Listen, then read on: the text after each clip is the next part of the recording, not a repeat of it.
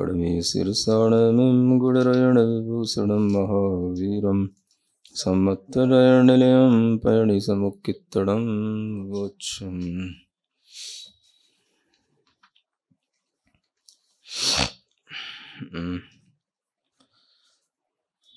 कर्म की 8 प्रकृतियों के नाम हो गए थे। उनमें से घाती और अघाती कर्म प्रकृतियों का विभाजन भी कह दिया गया था। अब आगे कहते हैं जिन गुणों का घात होता है वो कौन से कर्म किन गुणों को घातते हैं, ये बताया जा रहा है। गाथा नंबर 10। केवलनाणम दंसन मणंत वीर्यं च खवीयसम्मं च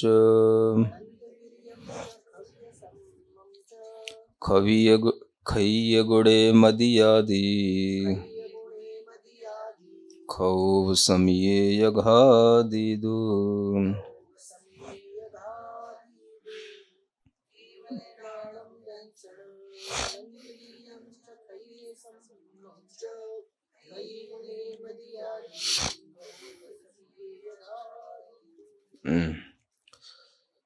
घादिदु जो अंत में लिखा है कि ये जो घाती कर्म हैं ये क्यों घाती कर्म कहलाते हैं, इसके विषय में ये बताया गया है।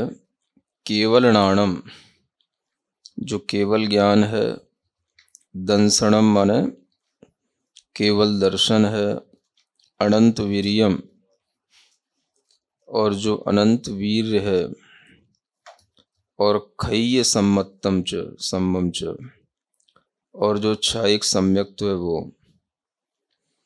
चा शब्द से और भी अनेक चीजें ले सकते हैं। यानी ये सभी खय्य गुणे, ये सभी क्षायिक गुण हैं। इन क्षायिक गुणों को जो घात करे इसलिए इनको घातिया कर्म कहते हैं। और खौव समयेय और जो क्षयोपशमिक होता है वह भी जो है इन घातिया कर्मों के माध्यम से ही घात करने पर होता है। यानी घाती कर्म क्यों कहलाते हैं, तो घातिया कर्म हमेशा गुणों का घात करते हैं। तो वो यहाँ पर बताया गया कि क्षायिक गुणों का भी घात करते हैं और क्षयोपशमिक जो गुण है उसका भी घात करते हैं, इसलिए उनको घाती कर्म कहा गया है। यानी जैसे केवल ज्ञान है, केवल दर्शन है, अनंत है ना, वीर इत्यादि जो क्षायिक सम्यक्त्व है, और भी जो कुछ भी क्षायिक गुण हैं, उन सभी क्षायिक गुणों का घात करने वाले जो कर्म हैं, इन्हीं कारण से इनको घाती कर्म कहा जाता है। यानी घाती कर्म का मतलब ये हो गया कि आत्मा में ये सब गुण थे और इन गुणों को घात कर रखा है, इसके कारण से गुण प्रकट नहीं होते। तो घातिया कर्मों के कारण से इन गुणों को आत्मा प्रकट नहीं कर पाती, इसलिए इन कर्मों को घाती कर्म कहा गया। और ये सभी आत्मा के अपने गुण हैं, तो कर्म का जब क्षय होगा तब ये गुण प्रकट होंगे, और जब तक इन कर्मों का आवरण रहेगा तब तक ये गुण प्रकट नहीं हो सकते। तो इसलिए यह कर्म आत्मा के इन क्षायिक भावों का घात कर रहे हैं। अनंत ज्ञान, अनंत दर्शन, अनंत सुख, वीर आदि ये जो आत्मा के अंदर अनंत गुण हैं, उनका भी ये सब घात कर रहे हैं। इस कारण से इनको घाती कर्म कहा गया है। ये एक हेतु दिया गया। क्षायिक भावों का घात किया जाता है इनके माध्यम से, इसलिए इनको घाती कर्म कहते हैं। ये एक हेतु दिया गया। और दूसरा क्षोभ समयेय, यानी जो क्षयोपशमिक भाव होते हैं उन भावों में भी ये घातिया कर्म घात करते हैं, है ना, जो क्षयोपशम भाव होते हैं। क्योंकि क्षयोपशम भाव में भी यही होता है, आत्मा का गुण प्रकट तो होता है लेकिन पूरा प्रकट नहीं होता। तो क्यों प्रकट नहीं होता? तो यही घातिया कर्म उस गुण को घात करते हैं, तो वह उस गुण का पूरा स्वभाव जो प्रकट होना चाहिए वो प्रकट नहीं होने देते।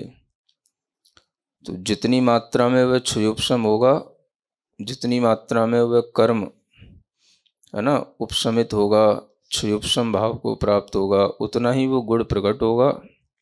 बाकी जो कुछ भी है वो सब गुण ढका रहेगा, तो वो भी घातिया कर्मों के कारण से ही ढका रहता है। तो ये दोनों ही कार्य जीव के अंदर चलते रहते हैं, इसी कारण से इन कर्मों को घातिया कर्म कहा जाता है ना। तो क्षयोपशम भावों में भी घातिया कर्मों का ही योगदान है। क्योंकि जो क्षयोपशम हुआ, मानो ज्ञानावरण कर्म है, तो मति ज्ञान का, श्रुत ज्ञान का जो क्षयोपशम हुआ, तो जितना क्षयोपशम हुआ उतना तो ज्ञान प्रकट हुआ, लेकिन बहुत सारा ज्ञान जो अभी भी ढका हुआ है, मति ज्ञान में भी, श्रुत ज्ञान में भी, वो इन्हीं घातिया कर्मों ने उसको रोक रखा है। तो मति ज्ञान भी संपूर्ण नहीं हो पाता, श्रुत ज्ञान भी संपूर्ण नहीं हो पाता, तो ये इन्हीं घातिया कर्मों के कारण से। और अवधि ज्ञान, मन परे ज्ञान की तरफ देखें तो इन ज्ञानों को तो इन्होंने पूरा ही पूरा घात रखा है, क्योंकि इनका किंचित भी क्षयोपशम नहीं है, तो इनका इन्होंने पूरा पूरा घात कर रखा है। और केवल ज्ञान भी है तो वो भी इन्होंने पूरा केवल ज्ञानावरणी कर्म ने घात कर रखा है। तो इन कर्मों ने ही इन सब ज्ञानों को घात कर रखा है, रोक रखा है। इसलिए ये कर्म घातिया कर्म है। और ये सब जो घात कर रहे हैं वो आत्मा के गुणों का घात कर रहे हैं, क्योंकि ज्ञान आत्मा का गुण है, केवल ज्ञान भी आत्मा का गुण है। अवधि ज्ञान, मन परे ज्ञान, मति, श्रुति, ये सभी ज्ञान आत्मा के ही अपने गुण हैं। तो इन गुणों को पूरा प्रकट नहीं होने देना भी इनका कार्य है, और किंचित भी प्रकट नहीं होने देना भी इन्हीं का कार्य है। तो क्षयिक भाव जो होते हैं वो किंचित प्रकट नहीं होते हैं, वो तो पूरे ही होंगे। और क्षयोपशम भाव होते हैं उनमें किंचित कुछ प्रकट हो जाता है। ये दोनों में अंतर है।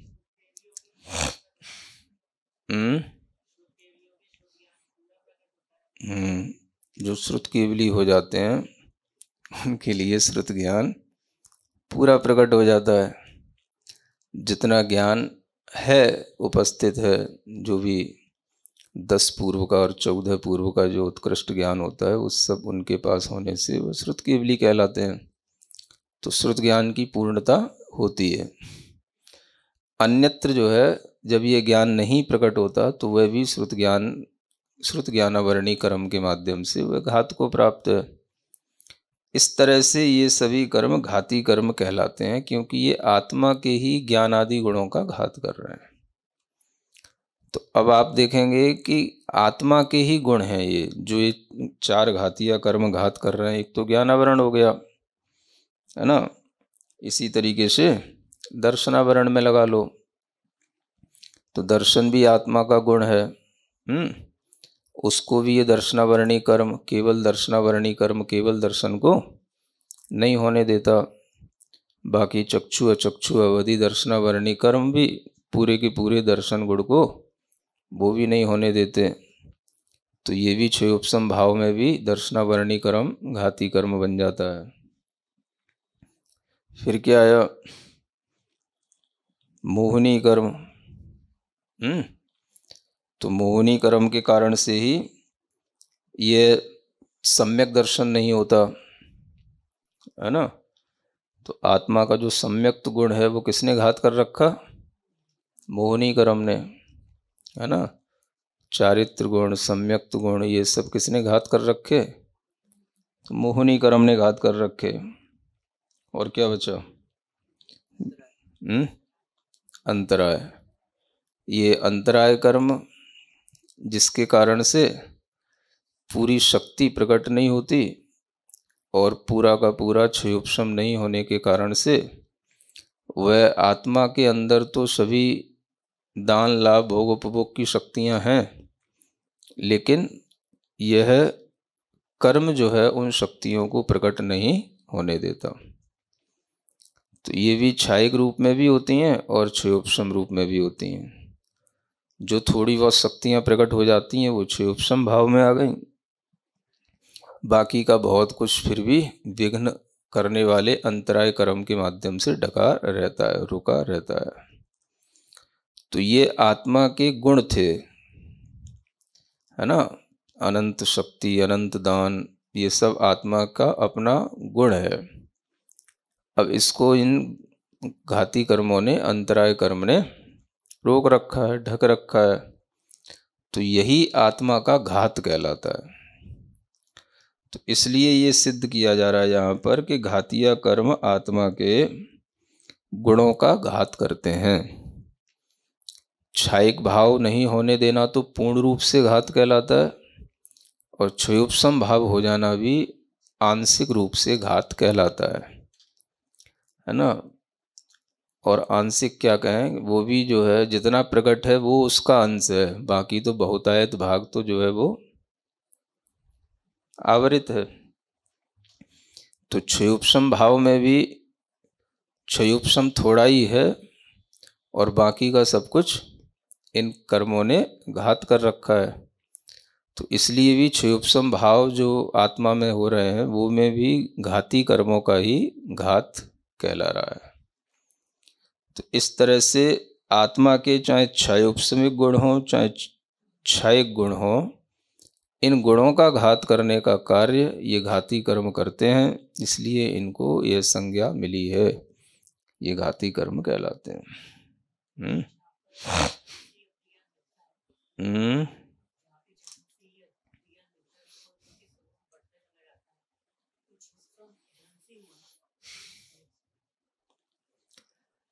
क्षयोपशम तो हो जाता है अवधि ज्ञान का, वो भाव प्रत्यय क्षयोपशम कहलाता है, जो स्वर्ग आदि में हो जाता है। लेकिन वह भी है तो क्षयोपशम ही, पूरा पूरा थोड़ी ना मिल गया।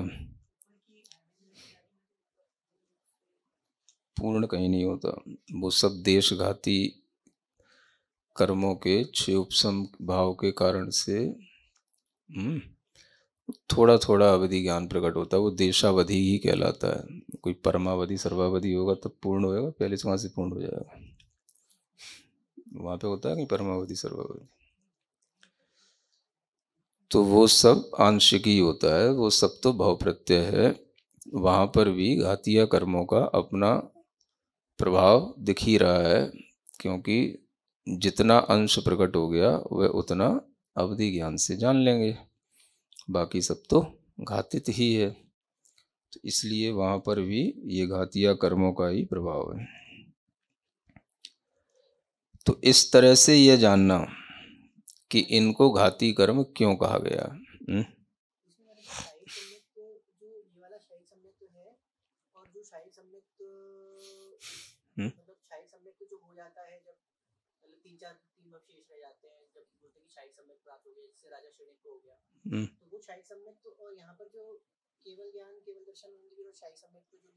नहीं, वही क्षयिक सम्यक्त। क्षयिक सम्यक्त का मतलब जो दर्शन मोहिनी के क्षय से होता है उसी को क्षयिक सम्यक्त कहते हैं। हाँ हाँ, होता तो है, लेकिन ये सम्यक्त भी घात कर रहे हैं तो वह घातीय कर्म ही कर रहे हैं, है ना। जिन्होंने घातीय कर्मों का नाश कर लिया तो उनके अंदर गुण प्रकट हो जाएगा। जब तक नाश नहीं करेंगे तो ये घातीय कर्म उन गुणों का नाश करते रहते हैं, उनको प्रकट नहीं होने देते। तो क्षयिक सम्यक्त्व भी इसी तरह से आत्मा का गुण है, जो कर्मों के क्षय होने पर ही होता है, और जब तक क्षय का अभाव है तब तक ये गुण प्रकट नहीं होता।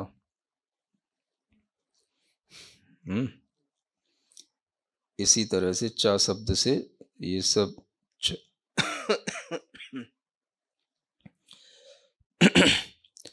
क्षयिक चारित्र, क्षयिक दान आदि, इन सबको भी लगा लेना चाहिए।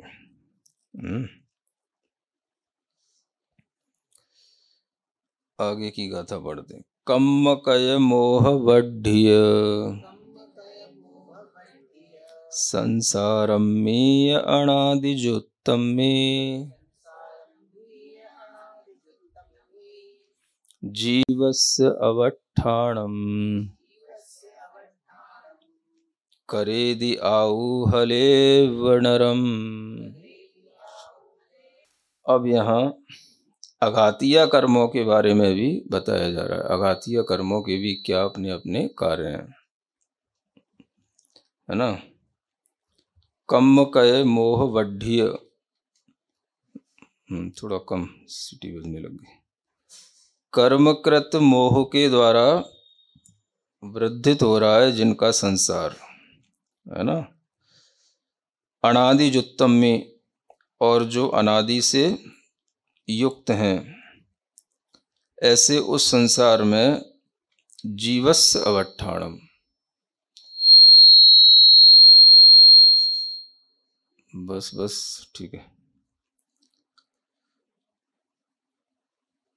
जीव का जो अवस्थान बनाए रखता है उसको कौन करता है? आयु करेदी, वह आयु कर्म करता है। यानी अघातीय कर्मों में सबसे पहले यहाँ पर आयु कर्म की बात कही जा रही है। तो अघातीय कर्म भी क्या कार्य करते हैं, ये सब अलग अलग यहाँ बताया जा रहा है। तो आयु कर्म क्या काम करता है कि इस जीव का अवस्थान इस संसार में बनाए रखता है। जो संसार कैसा है? कम्मकय मोह वढ़्य संसारम में, कर्मों के द्वारा किए गए मोह से वर्धित संसार होता है, जो अनादि युक्त है। माने संसार अनादि काल से है, तो अनादि से कर्मों के द्वारा किया गया जो मोह है, कर्म के कारण से जो मोह उत्पन्न होता है, यानी अनादि काल से कर्मकृत मोह से ही हम संसार में पड़े रहते हैं। तो एक कर्मकृत मोह ही जो है संसार की वृद्धि भी करने वाला होता है। तो इस संसार में जो जीव का रहना होता है वो आयु कर्म करता है। आयु कर्म का ये काम है। आयु कर्म जीव के गुणों का घात नहीं कर रहा है। ज्ञान दर्शन आदि जो जीव के गुण हैं उनका घात नहीं कर रहा है। आयु कर्म क्या कर रहा है? संसार में रोके रख रहा है बस, है ना। जिस किसी भी आयु के साथ रहो, जिस किसी भी भाव में रहो, संसार में उसको रोके रखने का काम, ये काम किसका है? आयु कर्म का है। तो उसी को यहाँ बताया गया उदाहरण दे करके। हलिब नरम कैसे रोक के रखता है? जैसे किसी मनुष्य को कोई हली जो है, हली के समान के जैसे कोई मनुष्य को रोक लेता है। अब ये हली क्या होता है? एक लकड़ी का एक ऐसा वो समझ लो जैसे किसी में पैर फंस जाए, है ना, तो आप उसमें से आगे जा ही ना पाए, है ना। लकड़ी का एक ऐसा खांचा टाइप का होता है जो जेल वगैरह में काम आता है। उसमें उसके पैर को फंसा के रखते हैं, रोक के रखते हैं, तो वो कहीं से बाहर वहाँ से निकल ही ना पाए। इस तरह से ही मनुष्य को जो बिल्कुल रोक करके रखता है ना, हली की तरह पांव बांधने वाले उस काठ की तरह या काठ के बने हुए उस घोड़ा की तरह।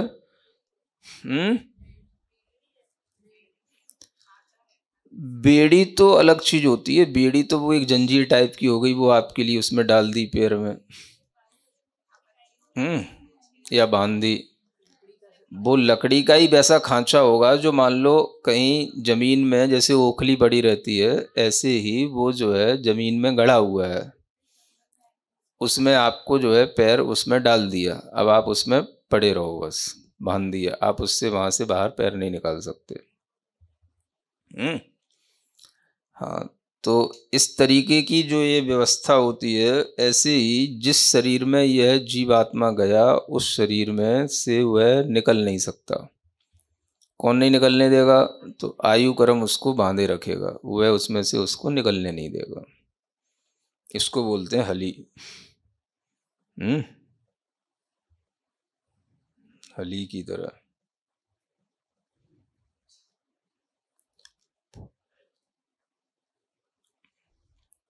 जैसे ये ट्रेन की पटरियां होती है ना, जो है ना, इनमें भी बीच बीच में कहीं खांचे बने रहते हैं।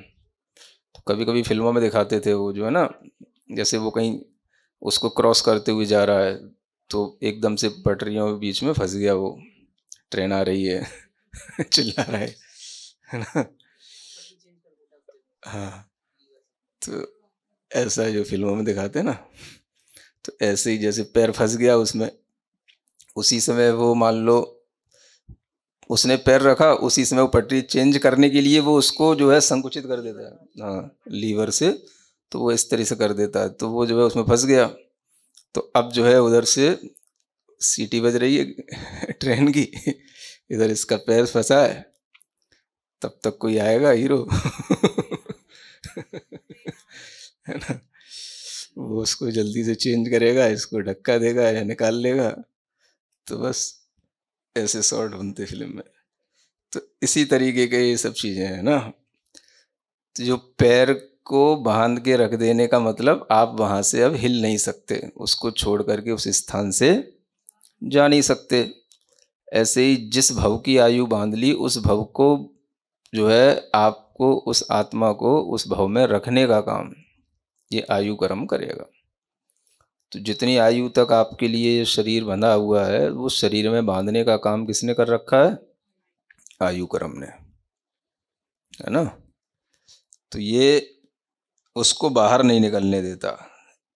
शरीर से नहीं निकलेगा तो भव से नहीं निकलेगा, तो भव को भव में रखने का काम आयु कर्म का है ना। जैसे मनुष्य भव में है तो मनुष्य भव में रखने का, नरक भव में है तो नरक भव में रखने का। तो ये आयु कर्म उसको बनाए रखता है। तो इस तरह से अनादि जो संसार है, उस संसार में ही बनाए रखने का काम इस आयु कर्म का ही है।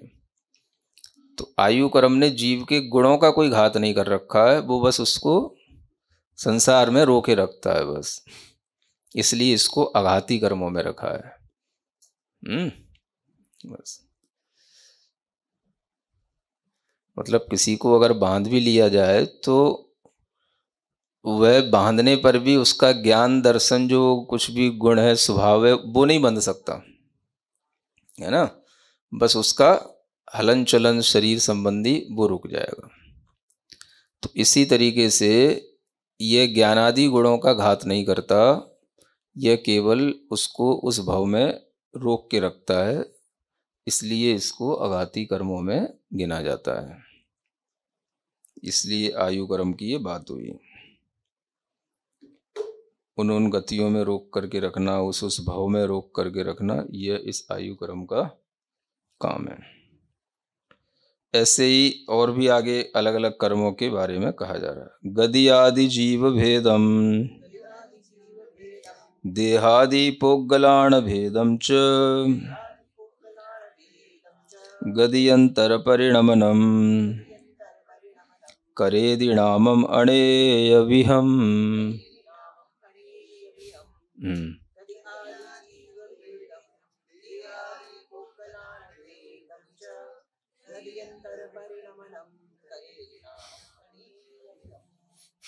अब ये नाम कर्म का कार्य बताते हैं। नाम कर्म भी क्यों अघाती है? क्योंकि ये भी जीव के गुणों का घात नहीं करता। फिर क्या करता है? तो ये गति आदि जीव भेदम, है ना। तो ये भेद डाल देता है, गति आदि का भेद। तो नाम कर्म के कारण से ही नरक गति, मनुष्य गति, तिर्यंच गति, ये देवगति, ये जो भेद आ गए, ये भेद जो है नाम कर्म के कारण से आ गए। तो यह गति आदि के माध्यम से जीव में एक तरह से जो ये अलग अलग तरह की इस जीव के लिए नरक, मनुष्य आदि जो गतियां मिलती हैं, ये भेद जो है ये नाम कर्म के माध्यम से होता है। तो उसी के कारण से जीव में भेद हो जाता है। ये जीव नारकी हो गया, ये जीव मनुष्य हो गया, ये जीव देव हो गया। तो करा किसने? करा तो गति आदि जो नाम कर्म थे उनने करा। तो इस तरह से यह नाम कर्म जो है मतलब इन भेदों को कर देता है। जीव के जो है अलग अलग जो गति आदि के भेद बन जाते हैं, ये सब कौन कर रहा है? ये नाम कर्म का काम है। माने जीव तो एक ही था, लेकिन उसको नरक गति में ले गया, देव गति में ले गया। ये जो भेद कर दिया नरक देव गति आदि के भेद, ये नाम कर्म के भेद हैं। तो एक तो नाम कर्म का काम ये है, गति आदि की तरह से जीवों में भेद करना। आदि में मतलब वो सब ले लेंगे, जो गति जाति शरीर अंगोपांग जो तत्वा सूत्र में सूत्र पढ़ रखा है ना, उसमें से काफ़ी चीज़ें गति आदि में आ जाएंगी। और गति के साथ जो चीज़ें जुड़ी रहती हैं वही भी ले सकते हैं। जैसे गत्यानुपूर्वी है तो वह उसी गति संबंधी होगी। इस तरह की चीज़ें गति आदि में आ जाएंगी। उस गति के साथ ही जिसका अविनाभावी संबंध है वो वाली चीज़ें गति आदि में ले सकते हैं। तो इस तरह से जो भेद कर रहा है ये भी नाम कर्म का काम है। और देह आदि में भेद करना ये भी नाम कर्म का काम है। कि ये औदारिक देह है, ये वैक्रियक देह है, ये आहारक देह है, तेजस देह है इत्यादि। ये सब देह के पुग्गलाण भेदम च, है ना।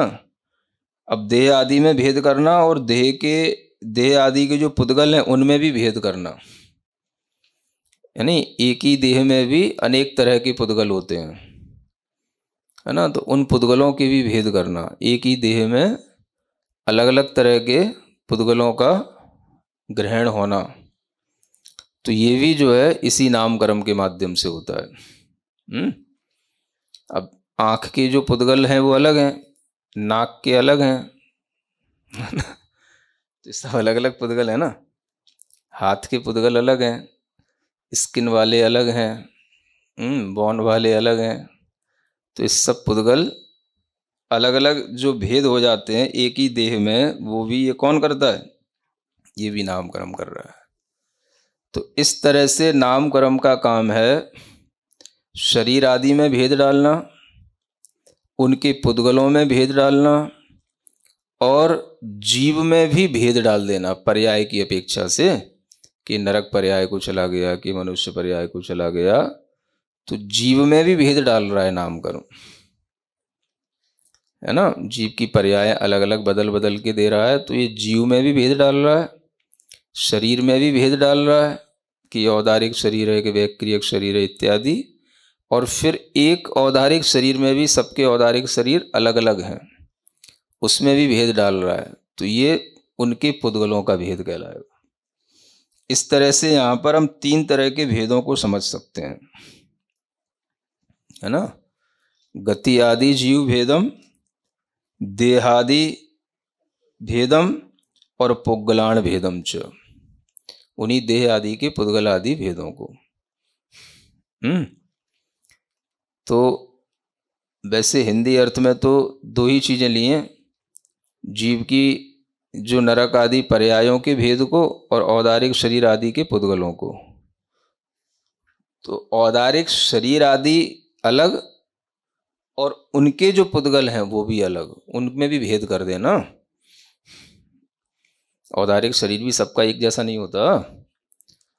एक तीर्थंकर का शरीर है, एक सामान्य व्यक्ति का शरीर है, दोनों औदारिक है ना, तो सब एक जैसे थोड़ी ना होगा। ये सब पुद्गल के भेदों से ही तो भेद को प्राप्त हो गया। तो ये भेद कौन करेगा? नाम कर्म करेगा। तो ऐसे अलग अलग भी लिया जा सकता है ना।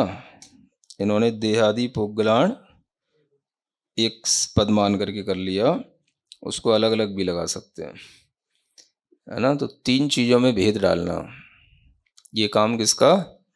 नाम कर्म का। और एक चौथा काम और है उसका, गति अंतर परिणमनम, गत्यंतर में परिणमन कराना, एक गति से दूसरी गति में ले जाना, एक गति से दूसरी गति रूप परिणमन कराना, ये काम भी किसका है? नाम कर्म का है? एक गति से दूसरी गति में ले जाना, मनुष्य गति से देव गति में ले जाएगा तो वो गति नाम कर्म ही ले जाएगा, है ना। देव को मनुष्य में लाएगा, तिर्यंश में लाएगा, उस वो काम भी गति नाम कर्म ही करेगा। तो गत्यंतर भी जो परिणमन होता है एक गति से दूसरी गति में, ये भी नाम कर्म के कारण से ही होता है। इस तरह से नाम कर्म के काम जो है वो अनेय भी, हम अनेक प्रकार के काम है इसके। नाम कर्म के काम अनेक प्रकार के हैं। मन नाम कर्म बहुत बड़ा है, तत्वार सूत्र में भी आ चुका है ना, गति जाति वगैरह बहुत बड़ा सूत्र है। सारा काम नाम कर्म का है। तो अनेक प्रकार के जितने भी काम हैं वो सब इसी के काम हैं। शरीर संरचना अपने आप में एक बहुत बड़ा काम है। आँख की जगह आँख लगना, नाक की जगह नाक लगना, ये सोच के भी बड़ा विचित्र लगता है है ना। ये सब काम नाम कर्म के कारण से होता है, ये सोच के भी बड़ा विचित्र लगता है। तो इसलिए यह नाम कर्म का काम भी जो है एक तरह से जीव का घात करने का नहीं है, जीव के गुणों का घात करने का नहीं है। बस शरीर आदि बनाना, नरक आदि पर्यायों में पहुंचाना, एक गति से दूसरी गति में ले जाना, ये सब काम इसका है। बाकी आपका जो ज्ञान दर्शन सम्यक्त्वादि है वो आप अपना संभालो, उसका इससे कोई लेना देना नहीं है ना। बस ढोने का काम इधर से उधर या जो आपको जहाँ पर जाना है वहाँ पर पहुँचाने का काम, और फिर जो है आपके लिए अच्छी जो कोई भी व्यवस्थाएं हैं बस वो दे देने का काम।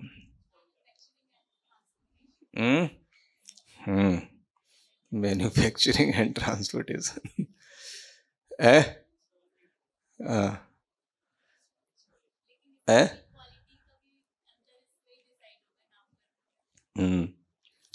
तो क्वालिटी तो सब अलग अलग है ही हैं नाम कर्म के भेदों के कारण से। तो ये सब काम इसी का है। अब किसी व्यक्ति को कहीं से कहीं तक कोई भी गाड़ी ले गई, उसने वहाँ से भी जो है उसको ऑफिस में पहुँचा दिया, और ऑफिस में भी जाकर के वो अपनी सीट तक बैठ गया।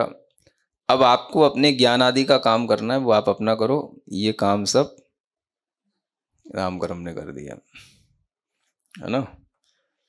तो ये सब काम बहुत बड़ा काम है।